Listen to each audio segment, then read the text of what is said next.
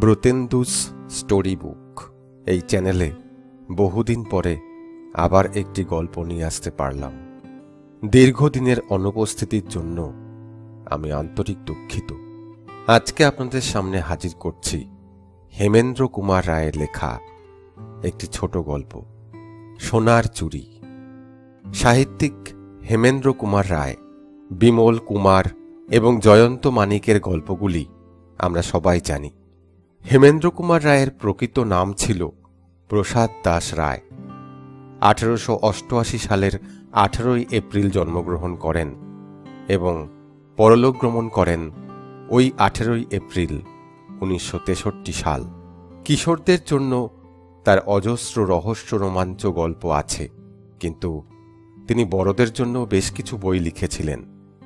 তার মধ্যে একটি অন্যতম গল্প সংকলন হল পসরা।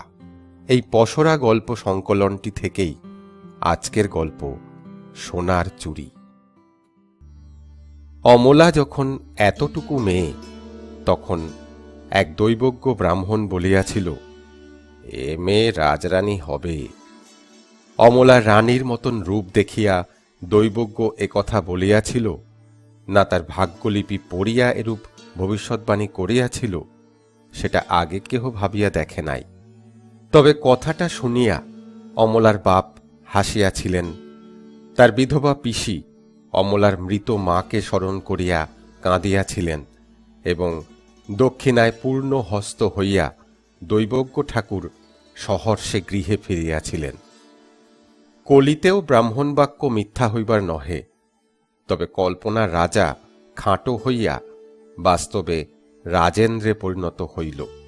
বাংলাদেশে তাহার কন্যার করপ্রার্থী রাজা মহারাজার অন্যায় এবং আশ্চর্য রকমের অভাব দেখিয়া অমলার পিতা শেষটা বাধ্য হইয়া রেলওয়ে অফিসের 35 টাকা মাহিনার কেরানি রাজেন্দ্রবাবুর হাতে মেয়েকে সঁপিয়া দিলেন। কন্যা দায় হইতে উদ্ধার পাইয়া অমলার বাপ আরেকবার হাসিলেন। অমলার মৃত মাকে স্মরণ করিয়া পিসিমা আরেকবার কাঁদিলেন এবং লুচির কোণ ভাঙিতে ভাঙিতে পাড়ার দৈবজ্ঞ ঠাকুর আর একবার ভবিষ্যৎবাণী করিলেন, দেখে নিও, ওই রাজেন্দ্রই পরে রাজেন্দ্র হবে। হ্যাঁ, আমার গণনা মিথ্যা হবার নয়। সে আজ 8 বৎসরের কথা। সেদিন মাস কাবার অফিস হইতে ফিরিয়া রাজেন্দ্র মাসের খরচ দেখিতেছিল। বাড়ি ভাড়া 18 টাকা, ঝিয়ের মাইনে 3 টাকা, দুধ বাড়লি 4 টাকা, মাসকাবারি জিনিসপত্রের জন্য মুদির দোকানে কম করে ধরেও অন্তত 6 টাকা, সকলকার জল খাবার ওই 4 টাকা, মাইনে পাই 40 টাকা, হ্যাঁ, হাতে রইল 5 টাকা। আর কি কি খরচ বাকি রইল গা? অমলা বলিল, বাজার খরচ ভুলে গেলে বুঝি? রাজেন্দ্র বলিল, কিচ্ছু ভুলিনি। আমি ভুললেও তোমরা ভুলবে কেন? তবে কথাটা কি জানো, আর খরচের কথা মনে করতেও আমার ভয় হচ্ছে। অমলা বলিল, এ মাসে অন্তত 2 জোড়া কাপড় না হলে চলবে না, তা জানো? মুখ বেঁকাইয়া রাজেন্দ্র বলিল, জানি না, আবার খুব জানি। তারপর রজকের 3 মাসের পাওনা বাকি আছে, এবারে দাম চুকিয়ে না দিলে সে আর কাপড় কাচবে না। বলে যাও।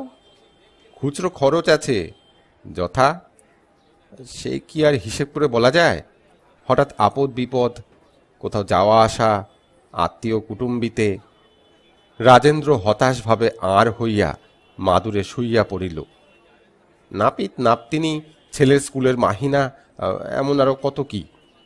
শুইয়া শুইয়া 2 চোখ বুঁজিয়া রাজেন্দ্র বলিল, ওগো, একটা হিসেব ভুলেছ। কি? হ্যাঁ, অর্ধেক রাজত্ব কেনার কথাটা।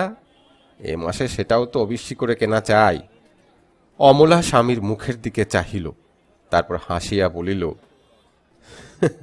চাইবই কি, জ্যোতিষ ঠাকুর বলেছিল তুমি নিশ্চয়ই রাজা হবে, মনে নেই? রাজত্ব নইলে চলবে কেন? রাজেন্দ্র উঠিয়া বসিয়া মুখ ভার করিয়া বলিল, তোমার হাসি আসছে অমলা? আমার তো কান্না পাচ্ছে। অমলা উচ্চ হাস্য করিয়া বলিল, এখনই কান্না? এখনো যে চাল আর কয়লার ফর্দ বাকি আছে। রাজেন্দ্র গুম হইয়া বসিয়া রহিল। মাঝে মাঝে ঘরের এদিকে ওদিকে চাহিয়া দেখিতে লাগিল। যেদিকে চায় সেই দিকেই সে এক একটা নূতন অভাবের চিহ্ন দেখে, আর তার বুকটা ধরাস করিয়া ওঠে। ওই ওদিকের কুলুঙ্গিতে একটা চিমনিহীন ল্যাম্প রহিয়াছে। চিমনিটা কাল ভাঙিয়া গিয়াছে, আজ আর একটা না কিনলেই নয়। এদিককার দেওয়ালে একখানা ছেঁড়া কুটি কুটি গামোছা ঝুলিতেছে। এখানে একখানা ভাঙাচোরা আয়না, ওখানে একটা ছেঁড়া কামিজ। সমস্ত অভাব যেন মূর্তি ধরিয়া রাজেন্দ্রকে ভয় দেখাইতে লাগিল। হাতে পয়সা না থাকিলেও মাসের অন্যান্য দিনগুলা যেমন তেমন করিয়া কাটিয়া যায়, কিন্তু কেরানির সংসারে যেদিন টাকা আসে সেই কাঙ্ক্ষিত মাস কাবার অতি অতি ভয়ানক। অমলা বলিল, কি ভাবছ? তিক্ত স্বরে রাজেন্দ্র বলিল, চিতার আগুনের কথা।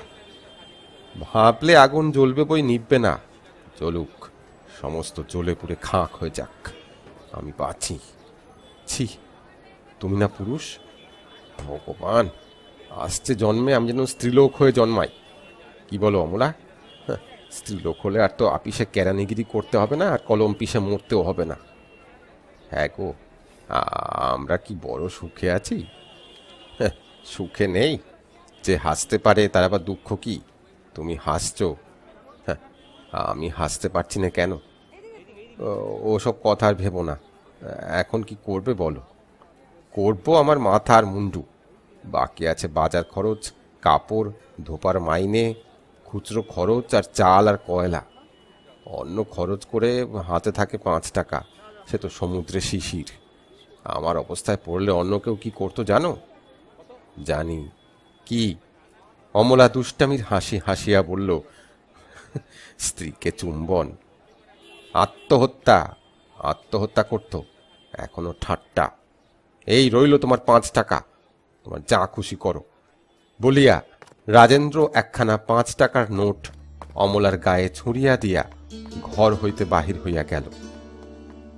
চারিদিক আচ্ছন্ন করিয়া সন্ধ্যা আজ শুধু পৃথিবীতে নামিয়া আসিল না, নামিয়া আসিল অমলার অন্ধকার প্রাণের ভিতরেও। হাতের উপরে মুখ রাখিয়া স্তব্ধ হইয়া শূন্য দৃষ্টিতে অমলা সেইখানে মূর্তির মতন বসিয়া রহিল। তাহার মুখে তখন হাসি নাই, চোখে অশ্রু। অমলা 3 সন্তানের মা, কিন্তু তাকে দেখিলে সে কথা বলিবার জো ছিল না।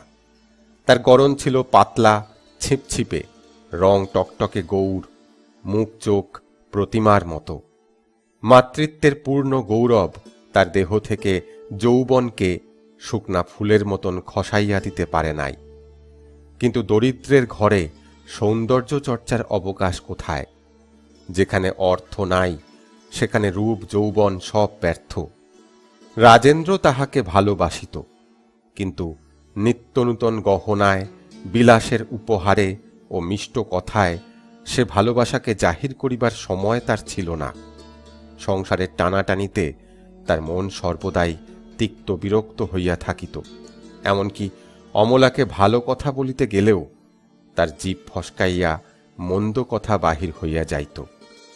এর জন্য পরে সে নিজেই মনে মনে দুঃখিত হইত। অমলাও মুখ বুজিয়া এই ভালোবাসার অত্যাচার সহিয়া থাকিত। মন তবু বুঝিয়াও বোঝ মানে না। আত্মীয় কুটুম্বের বাড়িতে একরকম খালি হাতে খালি গায়েই সে নিমন্ত্রণে যাইত। তাহার স্বভাব সুন্দর রূপ গহনা না থাকার দরুন বড় বেশি কমিয়া যাইত না বটে, কিন্তু যখন কোনো ধনীর ঘরণী গায়ের জড়োয়া গহনায় আলোর ঢেউ তুলিয়া চোখে অবজ্ঞার বিদ্যুৎ হানিয়া দেমাকে ডগমগ হইয়া অমলার নিরলঙ্কার দেহের দিকে বাঁকা চোখে চাহিয়া উপেক্ষার হাসি হাসিত, অমলার তখন মনে হইত সে যেন সকলকার পায়ের তলায় ধুলার মতন মিশিয়া আছে। কোনো কোনো মুখরা আবার আত্মীয়তা জানাইয়া বলিত, তোমার বর কি কাজ করে ভাই? অমলা মৃদু স্বরে বলিত, কেরানিগিরি। আ তা এমন রাঙা বউয়ের গায়ে দুখানা সোনাদানাও কি দিতে পারে না গা? আহা! অমলা অতি কষ্টে বলিত, আমি কখনো চাইনি। ওমা, চাইতেই বা যাবে কেন? চাইলে দেবে, নলে দেবে না, এমন কথাও তো কখনো শুনিনি। আমরা যে গয়না পরি, এ কি ভিক্ষে করে পড়া? এমন মেয়ে আমরা নই।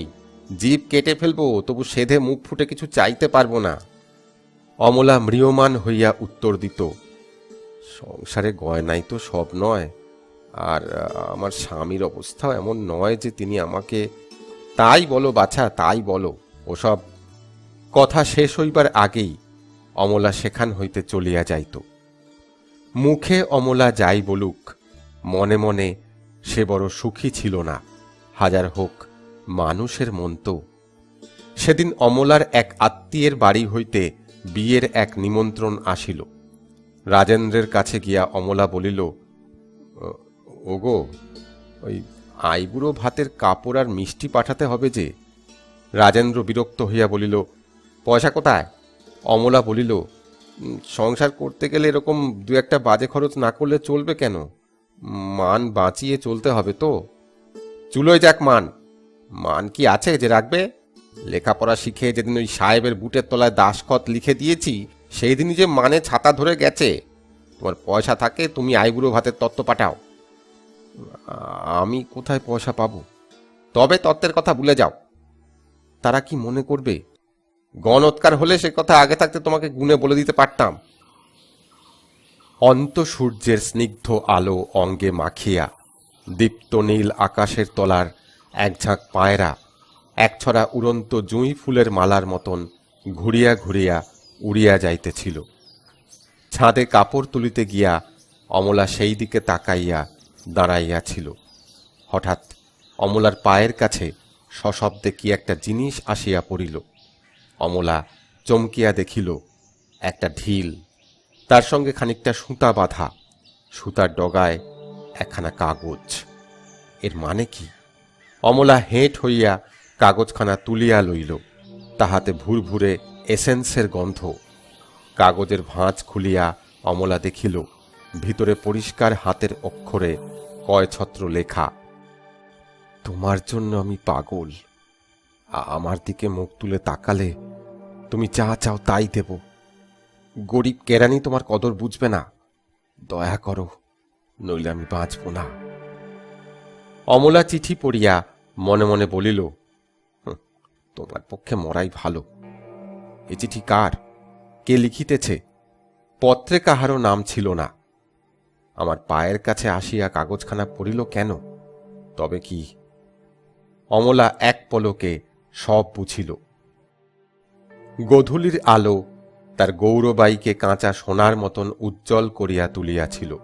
অমলার চোখ তার উপরে পড়িল। সে হাত দুটি কেমন নধর, কেমন নিটোল। এ চিঠি লইয়া কি করিবে সে? ছিঁড়িয়া ফেলিবে, না স্বামীকে দেখাইবে? অমলা ভাবিতে লাগিল। অমলাদের বাড়ির সম্মুখে একটা রাস্তা, ওপারে ঠিক সামনাসামনি একখানা মস্ত বাড়ি। পল্লীগ্রামের কোন ধনী জমিদার মাসখানেক হইল ওই বাড়িখানা ভাড়া লইয়াছেন। অমলার দৃষ্টি আচমকা সেই বাড়ির ছাদের উপরে পড়িল। সেদিকে চাহিয়াই মাথায় ঘোমটা টানিয়া অমলা তাড়াতাড়ি ছাদ হইতে নামিয়া গেল। সেই বাড়ির ছাদের উপরে এক সুশ্রী যুবা নিষ্পলক নেত্রে হাস্য মুখে অমলার দিকে তাকাইয়া নিস্পন্দভাবে দাঁড়াইয়াছিল। যাইবার সময় অমলা চিঠিখানা রাস্তায় ছুঁড়িয়া ফেলিয়া দিয়া গেল, কিন্তু স্বামীকে সে কোনো কথা বলিল না। অমলা কয়দিন আর ছাদে উঠে নাই। সেদিন বৈকালে সে রুটি সেঁকিতেছিল, আর তাহার ঠিকা ঝি রুটি বেলিয়া দিতেছিল। বেলিতে বেলিতে ঝি বলিল, একটু হাত চালিয়ে নাও দিদিমণি। অমলা বলিল, কেনলা, তোরা তো তাড়াতাড়ি কিসের বলতো? ঝি বলিল, এই মাগির বাজারে আর এক জায়গায় ঠিকে কাজ করে তো পেট চলে না দিদি, কাজেই আরেক জায়গায় কাজ না করলে পোষায় না। অমলা উনানের আঁচ একটু কমাইয়া দিয়া বলিল, আর কোথায় কাজ করিস তুই? এই তোমাদের সামনের বাড়িতে। অমলা চমকিয়া উঠিল। উনান হইতে চাটুখানা নামাইয়া মনের চাঞ্চল্য মনেই চাপিয়া সহজ স্বরে সে বলিল, ওখান থেকে কত মাইনে পাস? সকালে বিকেলে যাই, ওই 5 টাকা করে দেয়। অমলার চমকানি ঝিয়ে নজর এড়ায় নাই, কিন্তু সে কথা নিয়া কিছু বলিল না। আপন মনে সে মৃদু মৃদু হাসিল মাত্র। অমলা খুন্তি দিয়া একখানা রুটি করার উপরে উল্টাইয়া দিতে লাগিল। খানিক ইতস্তত করিয়া বলিল, হ্যাঁ রে, ও বাড়িতে কে থাকে? এক জমিদারের ছেলে গো। আর কে? ওই বাবুর মা, বিধবা বোন আর এক খুড়তুতো ভাই। বাবুর বউ থাকে না? বাবুর তো বিয়ে হয়নি। অত বয়স হয়েছে, বিয়ে হয়নি কিলো? বাবুকে তুমি কি করে দেখলে দিদি? অমলার মুখ কালিপানা হইয়া গেল। তাড়াতাড়ি আপনাকে সামলাইয়া বলিল, হ্যাঁ রে, ওরা বুঝি খুব বড় মানুষ? ঝি চোখ ঘুরাইয়া বলিল, ওমা, তা আবার নয় দিদি। বড় মানুষ বলে বড় মানুষ, বাসা বাড়ি, তবু লোকজন চারদিকে যেন রই রই করছে। গাড়ি ঘোড়া জিনিসপত্র দেখলে চোখ জুড়িয়ে যায়। শুনলে অবাক হবে দিদি, ওরা সব রূপোর বাসনে সরে। অমলা আনমনা হইয়া বলিল, তা হবে না কেন? বড় লোকের ভিন গোত্তর, এ কি আর আমরা যে ছেঁড়া ন্যাকড়াতেই জীবন কেটে যাবে? ঝি দরদ দেখাইয়া বলিল, তা সত্যি দিদিমণি, তোমার অমন প্রতিমের মতন রূপ, অমন নিটোল গড়ন, ওতে কি দুখানা সোনাদানা না পড়লে সাজন তো হয়? কোথায় পাবো বাছা? সোনাদানা তো আর পথের ধুলো নয়। কেন, দাদাবাবুকে বলতে পারো না? বলে কি হবে, খেতে পড়তেই কুলোয় না, তা আবার সোনাদানা। হ্যাঁ দিদিমণি, দাদাবাবু তোমায় আদর আয়ত্তি করে তো? অমলা কৌতুক ভরে হাসিয়া বলিল, আলুনি আদর ঢ্যাপের খই, আদরের কথা কার কাছে কই। বলিয়াই হঠাৎ গম্ভীর হইয়া বলিল, নে নে রুটি বেল, উনুন যে কামাই যাচ্ছে। কিছুক্ষণ কেহই কোনো কথা কহিল না। রুটি বেলা শেষ হইয়া গেলে পর বেলুন ও চাকিখানা সরাইয়া ঝি অমলার মুখের ভাবখানা খানিকক্ষণ নীরবে চাহিয়া চাহিয়া দেখিতে লাগিল। তারপর মৃদু স্বরে বলিল, পুরুষগুলা কিরকম বেয়াক্কেল দিদিমণি? অমলা চাটু হইতে মুখ না তুলিয়াই বলিল, পুরুষগুলো আবার কে? এই ও বাড়ির জমিদারের ছেলে গো, এতক্ষণ যার কথা হচ্ছিল। কেন, সে কি করেছে? বলবো? বল।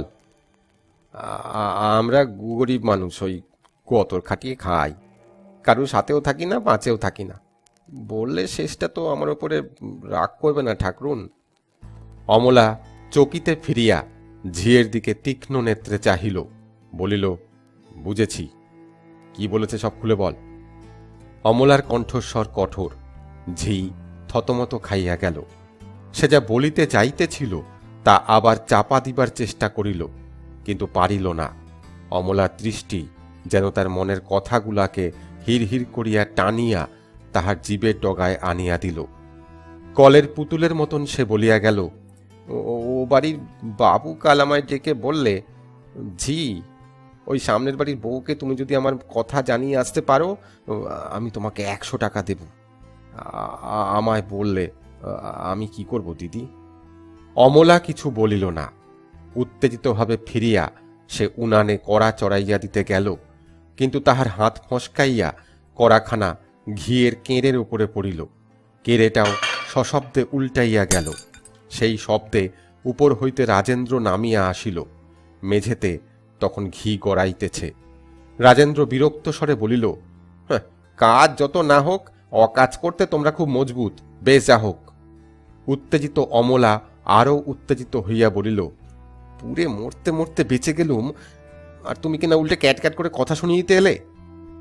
রাজেন্দ্র চটিয়া উঠিয়া বলিল, কথা শোনাবো না কেন?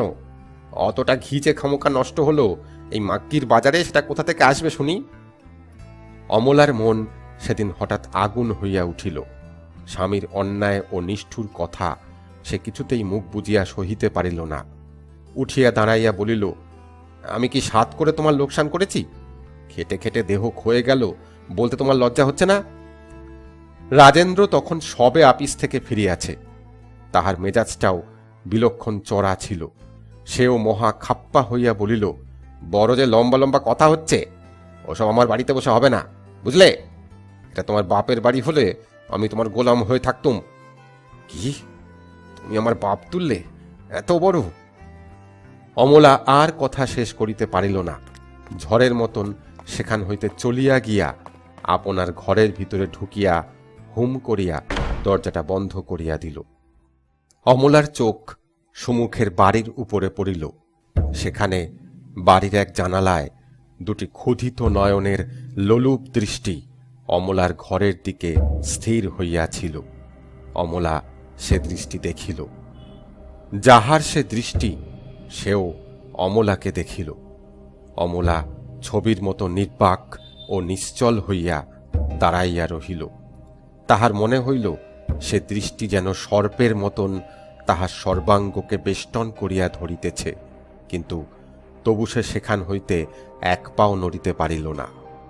ছুটিয়া গিয়া সামনের জানলাটা বন্ধ করিয়া দিবার জন্য তাহার মনের ভিতরে একটা ইচ্ছা জাগিয়া উঠিতেছিল, কিন্তু কেমন একটা অন্যায় দুর্বলতা তাহার হৃদয়ের মধ্যে সেই ইচ্ছার বিরুদ্ধে যুদ্ধ করিতেছিল। জানালা খোলাই রহিল। সে দৃষ্টি তখনও স্থির এবং তেমনি ক্ষুধিত, তেমনি ব্যগ্র। সে যেন অমলাকে গ্রাস করিতে চায়, তাহার অস্তিত্ব লোপ করিয়া দিতে চায়। সে দৃষ্টির কি মোহ! চারিদিকের অন্ধকারের মধ্যে প্রদীপ্ত অগ্নির মতন সে দৃষ্টি জ্বলিতেছিল, জ্বলিতেছিল, জ্বলিতেছিল। হঠাৎ পাশের ঘর হইতে অমলার মেয়ে কাঁদিয়া উঠিল। সেই কান্নায় অমলা সার হইল। থরথর করিয়া কাঁপিতে কাঁপিতে অমলা মেঝের উপরে বসিয়া পড়িল। সেদিন স্বামী স্ত্রীতে আর কথাবার্তা হইল না। তার পরদিন না, তার পরের দিনও না। অভাবের সংসারে ঝগড়া কিছু নূতন ব্যাপার নয়। তার আগেও অনেকবার তারা ঝগড়া করিয়াছে, কিন্তু এবারকার ঝগড়ার এই নীরবতা কিছু নূতনতর। মুখ ফসকাইয়া আলটপকা একটা খারাপ কথা বাহির হইয়া গিয়াছে বলিয়া রাজেন্দ্র এখন মনে মনে অনুতপ্ত। স্ত্রীর সঙ্গে আবার মিটমাট হইয়া গেলেই সে বর্তিয়া যায়, কিন্তু আগে থাকিতে সাধিয়া কথা কহিলে পাছে তাহার স্বামিত্ব গৌরব খর্ব হইয়া পড়ে, সেই ভয়ে সে আপনার মৌনব্রত ভঙ্গ করিল না। সংসারে কোনো বড় ঘটনার কারণ খুঁজিতে গিয়া আমরা ছোট ঘটনাকে অবহেলা করিয়া এড়াইয়া যাই, কিন্তু সাংসারিক ক্ষুদ্র ঘটনাগুলি সাধারণের চোখে তুচ্ছ হইলেও অনেক সময় তাহারাই বড় ঘটনার জন্ম দেয়। বীজ যেমন ছোট হইয়াও বড় গাছের জন্ম দেয়। আমরা এটা বুঝি না বলিয়াই অনেক সময় অনেক বড় ঘটনার সঙ্গত কারণ খুঁজিয়া পাই না। এ কয়দিন অমলা রোজ ছাদে উঠিয়াছে আর রোজ চিঠি পাইয়াছে। চিঠিগুলা যখন সে কুড়াইয়া লইত, তখন সে স্পষ্ট বুঝিতে পারিত অন্য বাড়ির ছাদ হইতে আর একজনের তীক্ষ্ণ দৃষ্টি তাহার উপরে স্থির হইয়া আছে। অমলার মনে হইত সে দৃষ্টি হইতে যেন একটা অসহ্য উত্তাপ আসিয়া তাহার দেহের মাংস ভেদ করিয়া বুকের ভিতরে গিয়া স্পর্শ করিতেছে। পাছে চোখাচোখি হয় সেই ভয়ে সে আপনার দৃষ্টিকে নত করিয়া রাখিত। কতবার সে মনে করিয়াছে চিঠি পাইলেই ছাদের উপরে দাঁড়াইয়া কুটি কুটি করিয়া ছিঁড়িয়া ফেলিয়া দিবে, কিন্তু চিঠি পাইয়া তাহার মনে হইত ভিতরে না জানি কত রহস্যই আছে, একবার না পড়িয়া কি ফেলিয়া দেওয়া যায়। তাহার রূপ নিয়া যতটা অত্যুক্তি প্রকাশ করা যাইতে পারিত, পত্রলেখক তাহাই করিত। সেসব পড়িয়া অমলা খুশি হইত এবং মনে মনে গর্ব অনুভব করিত। পত্রে আরও কত কথা ছিল, প্রেমের কথা, নিরাশার কথা, মিলন ও বিরহের কথা। কথাগুলা অমলার মন্দ লাগিত কি? বোধহয় না, কারণ সেইটাই স্বাভাবিক। অমলা দরিদ্র ঘরণী। সংসারের অভাব ও জ্বালা ঝঞ্ঝাটের ভিতর তাহার রূপ বনফুলের মতন অনাদৃত হইয়া থাকিত, এ কথা আগেই বলা হইয়াছে। আপনার যৌবন বসন্তে ভালো করিয়া কোকিলের সাড়া সে কখনো শুনিতে পায় নাই। তাহার জীবনের একটা মধুর অংশ অনেকটা অপুরন্ত হইয়াছিল। আজ এক ধনীর নন্দন তাহার চরণ পূজা করিতে চাহিতেছে, ইহাতেও অবিচল থাকা অমলার পক্ষে বড় শক্ত কথা। হয়তো তেমন ধারা মনের বলও তাহার নাই। আর এই সঙ্গীন মুহূর্তে তাহাকে সৎ পরামর্শে সাবধান করিবার লোকও সংসারে স্বামী ছাড়া আর কেহ ছিল না।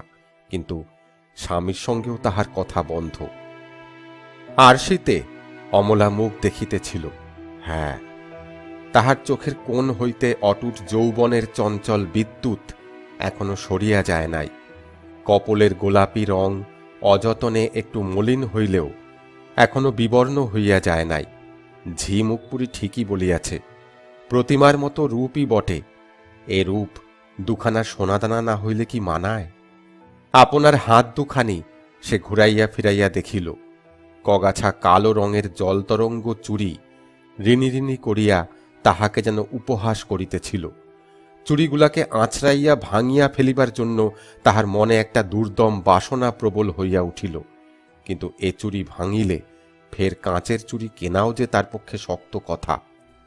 ভ্রু সংকোচ করিয়া অমলা বিরক্তভাবে হাত নাড়া দিল। কাঁচের চুড়িগুলা কৌতুক হাস্যে কলধ্বনি করিয়া উঠিল, রিনিঝিনি রিনিঝিনি রিনিঝিনি। পরনের কাপড়খানা ছেঁড়া খোড়া, রান্নাঘরের ধোঁয়া মাখানো, ছেঁড়া মেঘে চাঁদের আলোর মতো। ছিন্ন বস্ত্র মধ্য দিয়া তাহার শুভ্র দেহের লাবণ্য স্থানে স্থানে বাহির হইয়া পড়িয়াছে।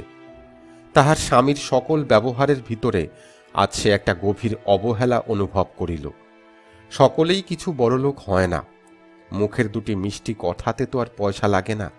তার স্বামী যে তাতেও নারাজ। তিক্ত বিরক্ত চিত্তে অমলা জানলার ধারে গিয়া দাঁড়াইল।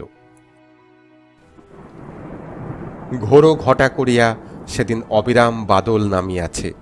শূন্য পথে ধৈর্যটি যেন আজ মহাতাণ্ডবে মাতিয়া আছেন। ওই নিকষ কালো মেঘপুঞ্জ যেন তাহারই জটা জুটের রুদ্রলীলা প্রকাশ করিতেছে এবং বিদ্যুতে বিদ্যুতে যেন তাহারই নেত্রবহ্নি রহিয়া রহিয়া জ্বলিয়া উঠিতেছে। পথ প্রায় জনশূন্য, কেবল মাঝে মাঝে এক একজন পথিক ছাতিতে কোন রকমে কাঁধ পর্যন্ত বাঁচাইয়া নির্জীবের মতন আস্তে আস্তে চলিয়া যাইতেছে। দূরের বাড়িগুলা অস্পষ্ট, তাহাদের পিছন হইতে দুই তিনটি তাল গাছের ঝাপসা সবুজ মাথা ঝোড়ো বাতাসে হেলিয়া হেলিয়া পড়িতেছিল। কতগুলা কাক উড়িয়া উড়িয়া তাল গাছের উপরে বসিতেছিল, আবার উড়িতেছিল।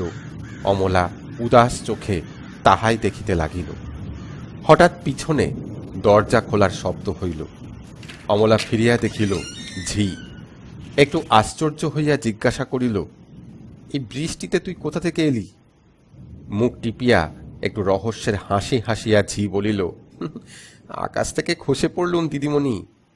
অমলা বেশ বুঝিতে পারিল ঝিয়ের এই হঠাৎ আবির্ভাব ও ধরন ধারণে একটা কিছু ব্যাপার লুকোনো আছে। সন্দিগ্ধ স্বরে সে বলিল, তোর কি দরকার রে?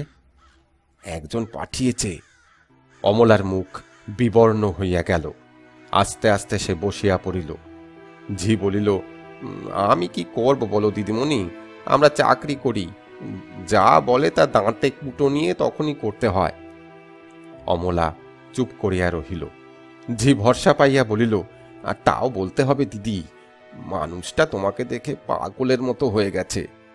কথাটা শুনিয়া অমলার মুখ কিরকম ধারা হয় তাহা দেখিবার জন্য সে সম্মুখে ঝুঁকিয়া পড়িল।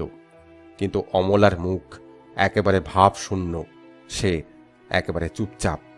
শুধু কি তাই দিদি, আবার দেখো না কি সব পাঠিয়েছে বলিয়া ঝি তাহার কাপড়ের ভিতর হইতে একটি মখমলের বাক্স বাহির করিল।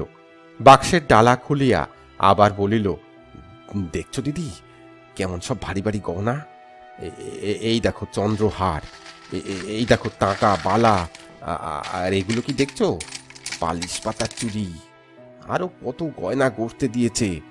ভালো সাঁচ্চা সলমা চুমকির কাপড়ের ফরমাস দিয়েছে। কি গো অমন করে বসে রইলেছে, একবার তবুও জিনিসগুলো নেড়ে চেড়ে দেখো। অমলা নড়িল না। সে গহনার বাক্সের দিকে স্থির নেত্রে তাকাইয়া কাঠের মতন বসিয়া রহিল। ঝি যখন অমলাকে ঘরের ভিতরে একলা রাখিয়া চলিয়া গেল, তখনও সে তেমনি আড়ষ্ট হইয়া রহিল। তাহার সামনে সেই গহনার বাক্স, বাক্সের ডালা খোলা, ভিতর হইতে গহনাগুলা বর্ষার ম্লান আলোতেও ঝকমক করিয়া উঠিতেছিল। অমলা নিষ্পলক নেত্রে সেই দিকে তাকাইয়া রহিল। এ গহনা তাহার? অমলার সর্বশরীর শিহরিয়া উঠিল। কিন্তু কে দান করিতেছে, আর আর কেন এ দান? সে কথা ভাবিবা মাত্র তাহার বুক ধরাস করিয়া উঠিল। আস্তে আস্তে সে হার ছড়া কম্পিত হস্তে তুলিয়া আনিল। এ হার কত ভরির, কত দামের কে জানে।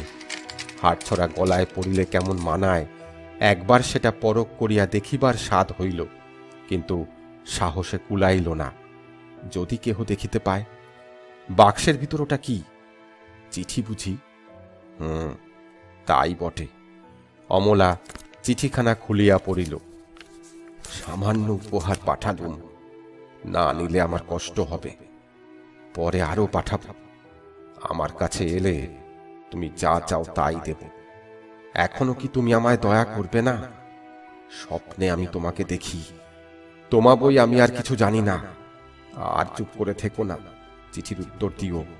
উত্তর না পেলে আমি আত্মহত্যা করব। আবার উত্তর চায়? উত্তর?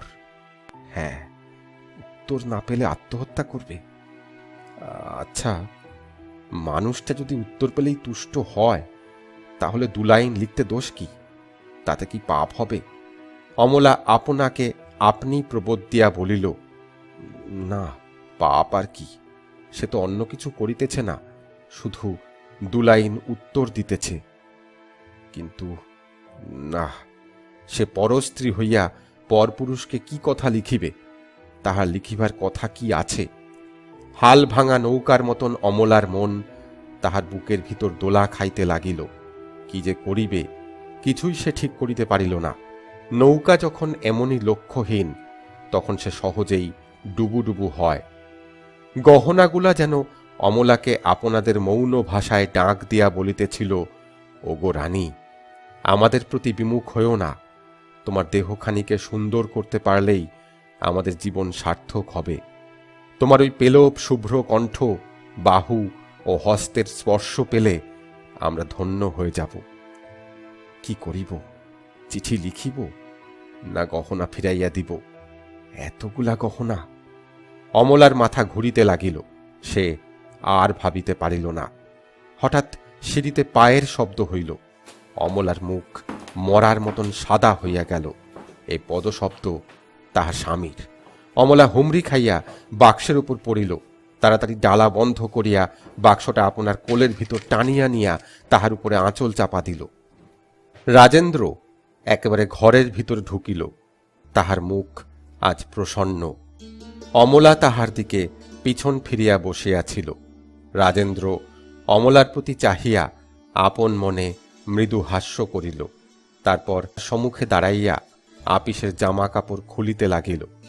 জামা কাপড় ছাড়িয়া রাজেন্দ্র আস্তে আস্তে অমলার পাশে গিয়া বসিল। অমলার বুক দুরু দুরু করিতে লাগিল। তাহার প্রাণ যেন কণ্ঠের কাছে উঠিয়া আসিল। স্ত্রীর মুখের দিকে কৌতুকপূর্ণ দৃষ্টিতে চাহিয়া রাজেন্দ্র কহিল, ইস, আর কতদিনে দুর্জয়মান ভাঙবে গো? অমলা মাটির দিকে চাহিয়া রহিল। রাজেন্দ্র যে হঠাৎ কেন তাহার সহিত সাধিয়া কথা কহিতে আসিল, সেটা সে আদপেই বুঝিতে পারিল না। রাজেন্দ্র অমলার এই স্তব্ধ ভাব দেখিয়া বোধহয় ব্যথিত হইল।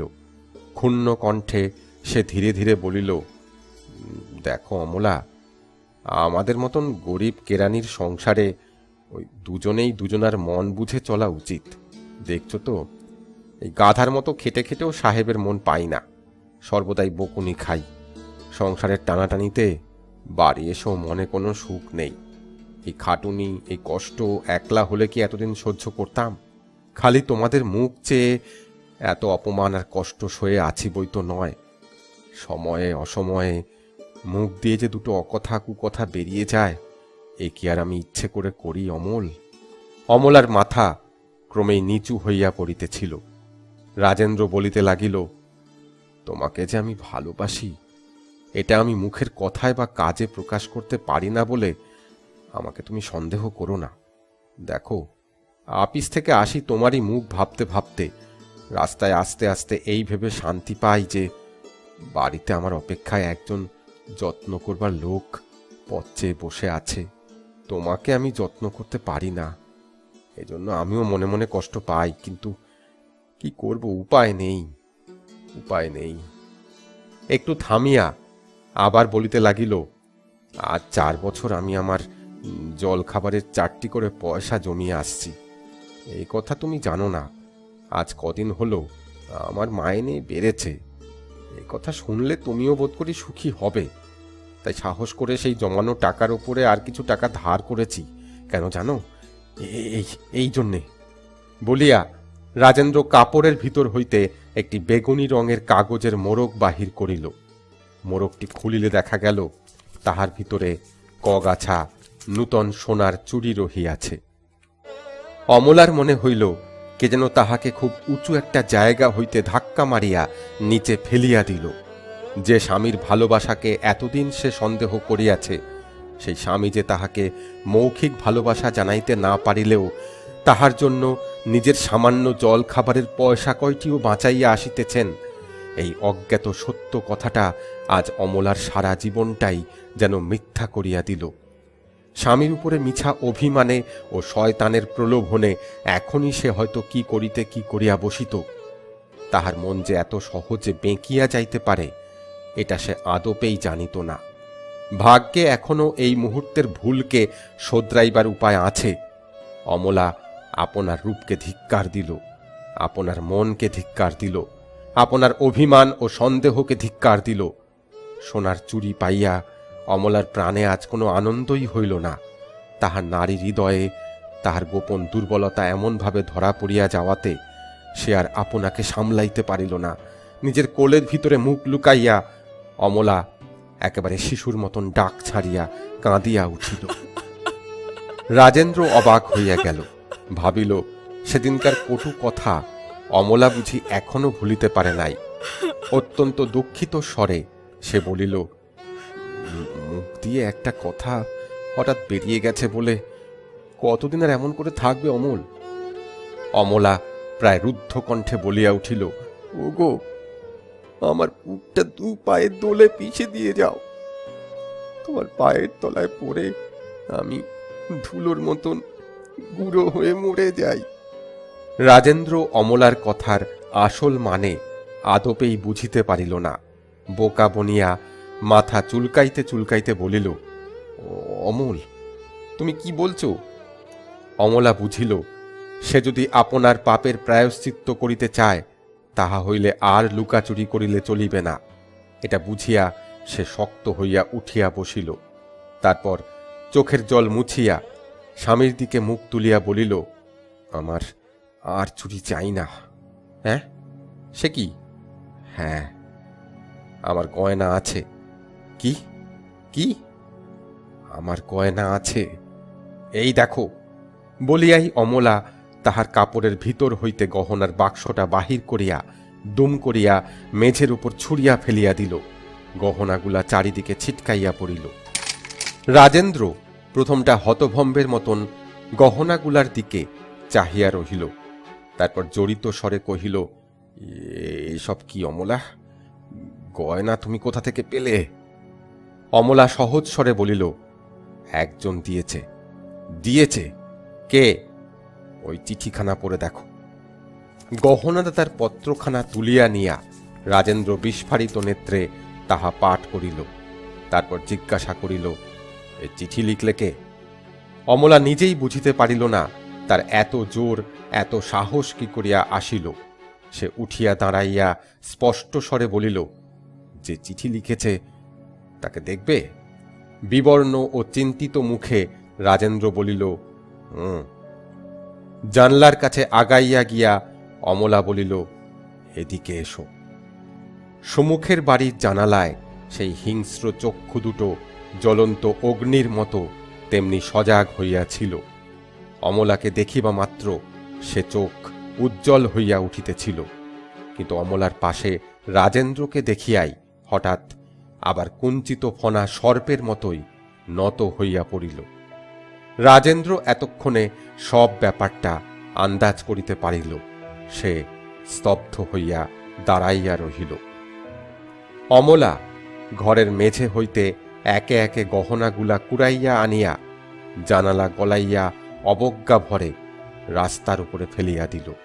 শয়তানের চোখ দেখিয়া আজ সে একটুও ভয় পাইল না। তাহার অশান্ত বুকটা যেন এতক্ষণ ভারী পাথর হইয়াছিল, এখন সে শান্তির নিঃশ্বাস ফেলিয়া বাঁচিল।